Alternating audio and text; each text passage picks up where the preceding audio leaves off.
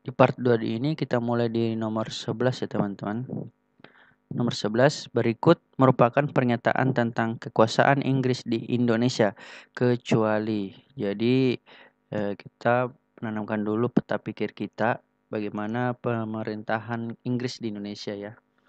Kekuasaan Inggris di Indonesia itu dimulai pada tahun 1811 setelah Inggris berhasil mengusir pemerintahan Prancis di Kerajaan Belanda. Atas kiprah Inggris menjadi penguasa di Indonesia. Gubernur yang memerintah adalah Thomas Stafford Raffles. Salah satu kebijakannya adalah land rent atau sistem sewa tanah. Kekuasaan Inggris di Indonesia kemudian diserahkan kembali kepada Belanda melalui Perjanjian Tuntang pada tahun 1816.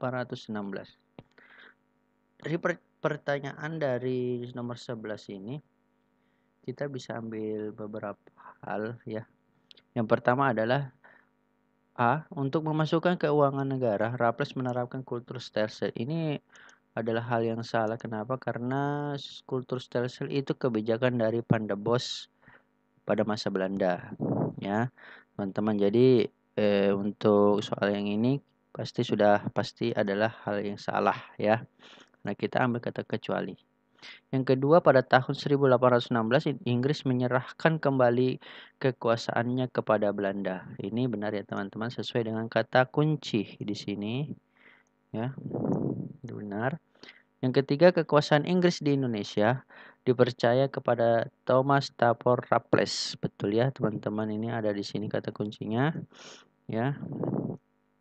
Yang D. Salah satu kebijakan populer yang diterapkan oleh Raffles adalah sistem sewa tanah. Ini juga benar ya teman-teman. Ya. Inggris berkuasa di Indonesia setelah menerima penyerahan kekuasaan dari Belanda pada tahun 1811. Ini juga pernyataan yang benar ya. Nah, berarti jawaban untuk nomor 11 ini adalah A.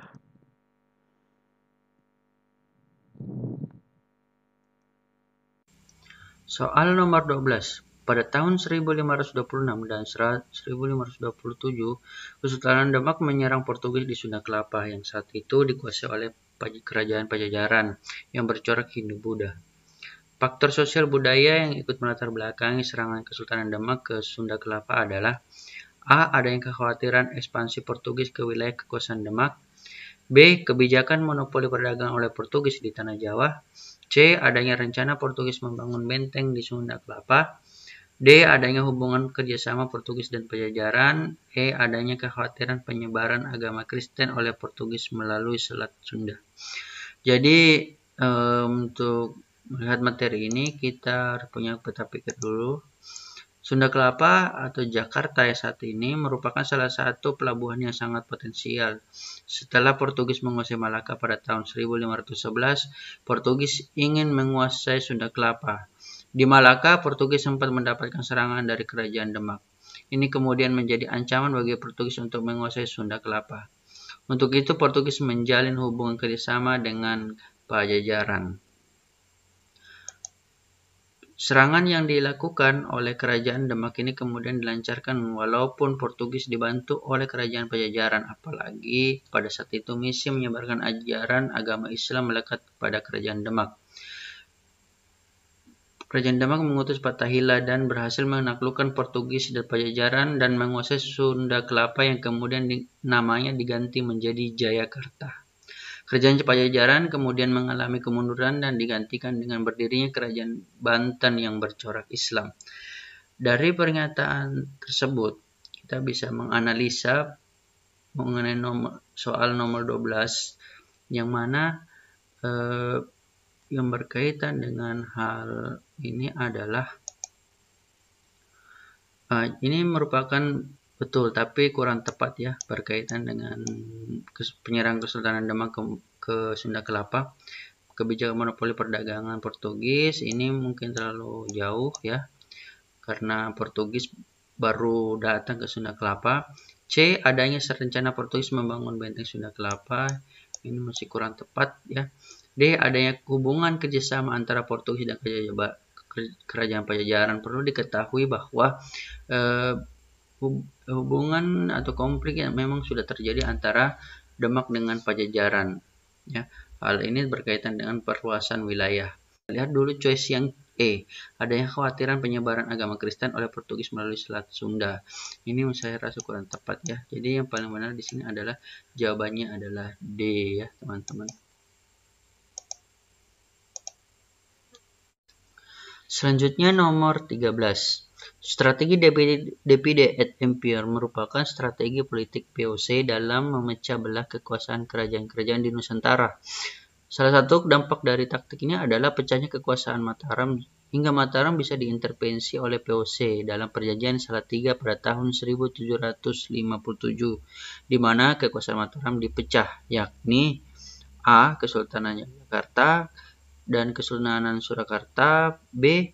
Kesultanan Yogyakarta dan Pakualaman, C. Kesultanan Surakarta dan Mangkunegara, D. Kesultanan Yogyakarta, Kesultanan Surakarta dan Mangkunegara, E. Kesultanan Yogyakarta, Kesultanan Surakarta, Mangkunegara dan Pakualaman. Perlu diketahui bahwa Mataram ini salah satu kerajaan terbesar di Jawa ya, setelah kemunduran Demak dan Banten. Mataram menjadi puncak kejayaan dan ini menjadi konflik dengan POC. Pada masa Sultan Agung Haryo Adikusumo beberapa kali melakukan penyerangan POC di Batavia. Nah, pasca perlawanan rakyat yang dikobarkan oleh Sultan Agung ini, Mataram dapat dikuasai dan disetir oleh POC. Dan akhirnya Mataram diintervensi secara total oleh POC dengan menempatkan putra mahkota sebagai pemangku kekuasaan. Perjanjian Giyanti pada tanggal 13 Februari 1755, Kesultanan Mataram dibagi menjadi dua kerajaan, yakni Kesultanan Yogyakarta dan Kesultanan Surakarta. Perjanjian Salatiga pada tahun 1727, Kesultanan dibagi menjadi tiga, yakni Kesultanan Yogyakarta, Kesultanan Surakarta, dan Mangkunegara. Pada tahun 1813, Kesultanan Yogyakarta dibagi menjadi dua, yakni Kesultanan Yogyakarta dan Pakualaman. Jadi, kekuasaan Kesultanan Mataram totalnya dibagi menjadi 4, yakni Kesultanan Yogyakarta, Kesultanan Surakarta, Mangkunegara, dan Pakualaman. Namun dalam soal yang ditanyakan adalah masalah perjanjian Salatiga ya. Perjanjian Salatiga. Jadi perjanjian Salatiga ini ada di sini ya, yakni dibagi menjadi 3 bagian, yaitu Kesultanan Yogyakarta, Kesultanan Surakarta, dan Mangkunegara. Kalau kita lihat choice-nya berarti jawabannya adalah D ya, teman-teman.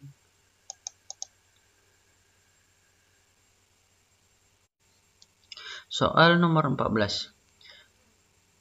Mana pernyataan di bawah ini yang kurang tepat? A. Sejak tahun 1570 sampai 1575 terjadi perang antara Kerajaan Tidore yang dipimpin oleh Sultan Ba'abullah melawan Portugis. Sultan Ba'abullah bersumpah tidak akan menghentikan perang sebelum semua orang Portugis terusir dari kerajaannya. Sultan Ba'abullah mengepung benteng Portugis. D. Akhirnya orang-orang Portugis menyerah.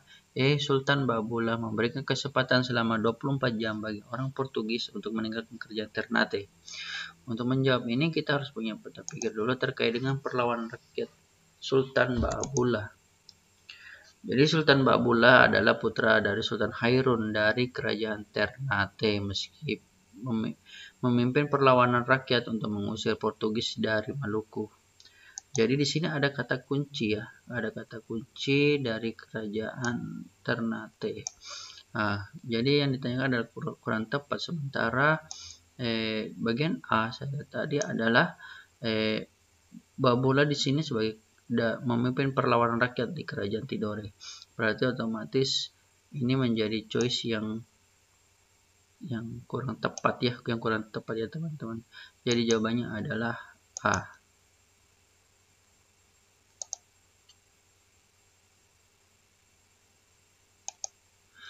Selanjutnya soal 15. Demak menyerang Portugis di Malaka karena kepentingan Demak terganggu.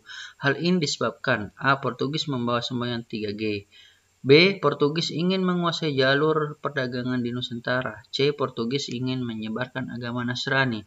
D. Portugis memonopoli perdagangan. E. Portugis musuh Turki Utsmani sementara Demak bersahabat dengan kesultanan itu. Jadi penyerangan kerajaan Demak kepada Portugis yang telah menguasai Malaka pada tahun 1511 dipimpin oleh Patiunus. Kekuasaan Portugis membawa arah buruk bagi perdagangan di Nusantara. Perdagangan di Selat Malaka dimonopoli oleh Portugis yang sangat merugikan ekonomi perdagangan di wilayah Nusantara termasuk Kerajaan Demak. Nah, jadi kita cari di sini kata kuncinya adalah bahwa Portugis melakukan praktik monopoli ya. Monopoli. Jadi kita lihat di sini yang berkaitan dengan praktik monopoli adalah bagian D. Jadi jawabannya adalah D. Selanjutnya soal nomor 16. Perang Palembang melawan Inggris terjadi disebabkan A. Raffles mengkhianati perjanjian yang pernah dibuat dengan Sultan Palembang. B. Raffles mengambil alih kantor sekaligus benteng Belanda di Palembang. C. Raffles meminta hak kuasa Sultan atas tambang timah di Pulau Bangka. D. Sultan Mahmud Baharudin menolak kekuasaan Inggris di atas Palembang. E. Rakit api Kesultanan Palembang ditabrakkan ke kapal Inggris. Jadi kita bahas terkait dengan perlawanan rakyat Sultan Baharudin di Palembang ya. Sultan Mahmud Baharudin II sebagai Raja Kerajaan Palembang Darussalam memimpin perlawanan rakyat dengan Inggris dan Belanda. Jadi ada dua bangsa di sini ingin menguasai Palembang ya, hampir bersamaan. Perlawanan dengan Inggris dilatar belakangi saat ditemukannya timah di Pulau Bangka yang merupakan wilayah kerajaan Palembang. Raffles meminta hak kuasa atas tambang timah di Pulau Bangka ini yang kemudian ditolak oleh Sultan Baharudin. Jadi kalau kita lihat choice dari soal ini yang paling tepat di sini kata kuncinya adalah ini ya teman-teman. Ya. Jadi jawabannya itu adalah untuk choice ini adalah jawabannya adalah C. Selanjutnya soal nomor 17. Salah satu latar belakang diterapkannya kultur stelsel adalah kosongnya kas pemerintahan Hindia Belanda akibat dari A. Korupsi para pegawai. B. Pembangunan besar-besaran kerajaan Belanda. C. Terjadinya perlawanan rakyat yakni Perang Diponegoro dan Perang Padri. D. Pengalihan dari VOC ke pemerintah Hindia Belanda. E. Persaingan dengan negara-negara Eropa lainnya seperti Inggris dan Prancis. Jadi untuk membahas soal ini kita lihat pembahasannya dulu. Ya, kebijakan kultur stelsel atau sistem tanam paksa diterapkan oleh Gubernur Van der Bos, di mana pribumi diwajibkan menanam tanaman yang ditentukan oleh pemerintah. Kebanyakan tanaman yang ditentukan ini adalah tanaman ekspor. Salah satu latar belakang diterapkannya kebijakan ini adalah memulihkan keuangan pemerintah Hindia Belanda akibat dari dua perang besar yang terjadi, yakni Perang Diponegoro dan Perang Padri di Sumatera Barat. Dari choice atau pilihan yang pada soal 17 ini, kita bisa melihat benang merahnya ya. Kita bisa lihat benang merahnya, yakni terjadinya Perang Diponegoro dan Perang Padri. Nah, sudah pasti itu jawabannya adalah kita mengarah kepada C ya, kepada C teman-teman. Jawabannya ini adalah C.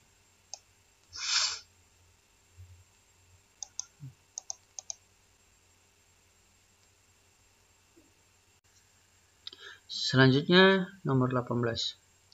Salah satu kebijakan politik etis adalah edukasi, dengan memberikan pendidikan kepada anak bangsawan pribumi. Namun kebijakan ini ternyata menjadi bumerang bagi eksistensinya pemerintah Hindia Belanda di Indonesia. Hal ini terjadi karena A. Munculnya industri-industri lokal oleh kaum terpelajar. B. Para bangsawan tidak patuh lagi kepada pemerintah Hindia Belanda. C. Para pelajar-pelajar lokal sudah mulai menentang kebijakan pemerintah. D. Munculnya kaum cendekiawan yang berkiprah penting terhadap kemerdekaan Indonesia.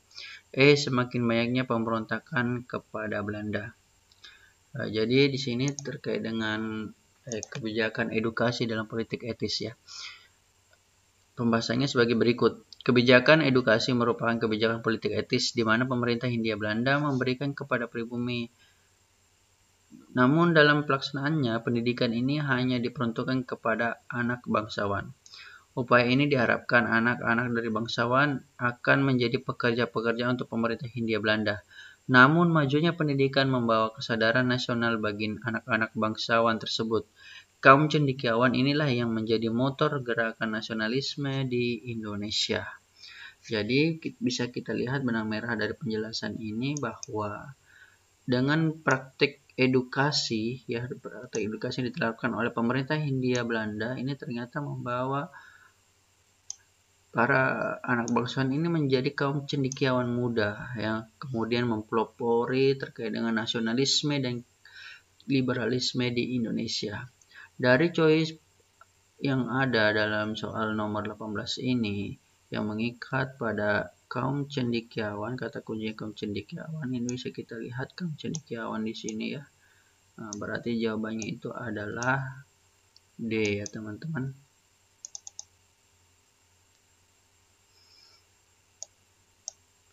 Selanjutnya soal nomor 19. Faktor dari luar Indonesia yang ikut melatar belakangi lahirnya pergerakan nasional adalah A. Pembentukan Pan-Nederland yang berakibat timbulnya perasaan senasib dan sepenanggungan. B. Penggunaan bahasa Melayu sebagai lingua franca sejak masa kerajaan kuno Indonesia. C. Politik drainage Belanda yang cenderung menyerap seluruh kekayaan bangsa Indonesia. D. Tumbuhnya gerakan-gerakan nasionalisme di Turki, Cina, dan India. E. Kemenangan sekutu dalam Perang Dunia Pertama. Penjelasan dari materi kali ini adalah faktor eksternal nasionalisme di Indonesia, yakni kemenangan Jepang atas Rusia pada Perang Air Hangat pada tahun 1905. Jadi terjadi perebutan wilayah air hangat yang berada di Korea antara Rusia dengan Jepang. Dan kita tahu Rusia adalah salah satu angkatan perang Eropa yang sangat disegani dan mempunyai alutsista militer yang canggih. Dan tentara Rusia ini berhasil dikalahkan di Rusia ya, di Rusia, dan Jepang di sini menjadi pemenangnya. Untuk pertama kalinya orang Asia memenangkan perang terhadap raksasa militer Eropa seperti Rusia. Kemenangan Jepang ini memotivasi kepada orang-orang Asia, bangsa Asia, bahwa bangsa Asia juga bisa mandiri dan bisa merdeka dan lepas dari cengkeraman kolonialisme bangsa Eropa. Lalu faktor eksternal yang kedua adalah tumbuhnya nasionalisme di India, Turki, dan Cina. Ini menjadi kata kunci ya teman-teman terkait dengan faktor dari luar atau eksternal terkait dengan nasionalisme di Indonesia. Jadi jawabannya itu sudah pasti adalah D ya teman-teman.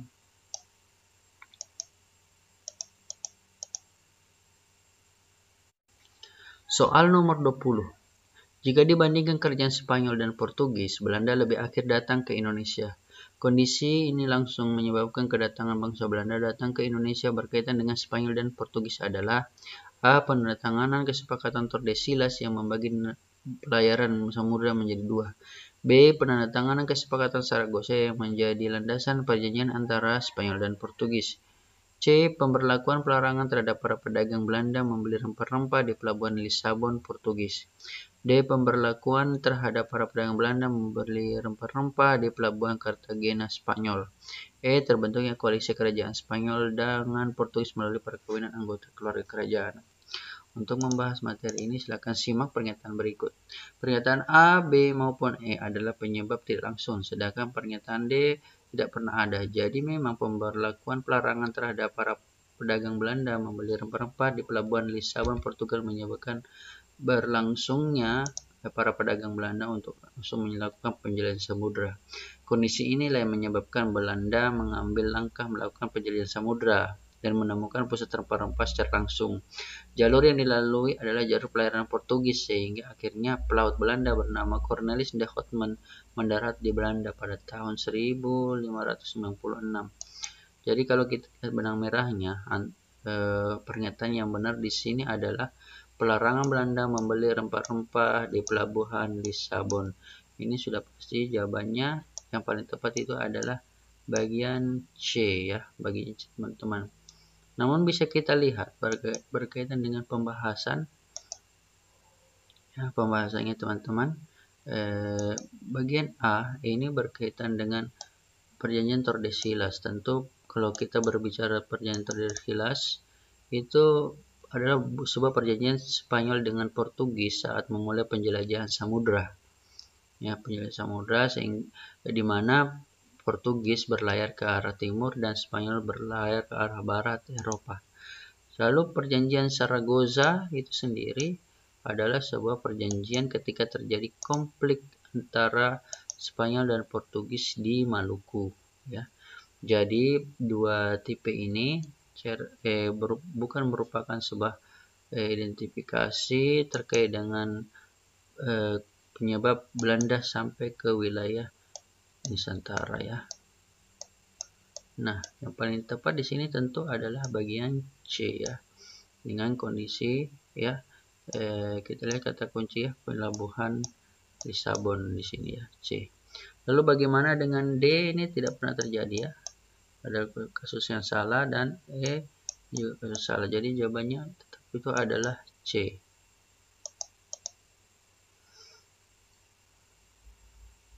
Baiklah teman-teman, cukup sekian dari saya pembahasan untuk part 2 ini.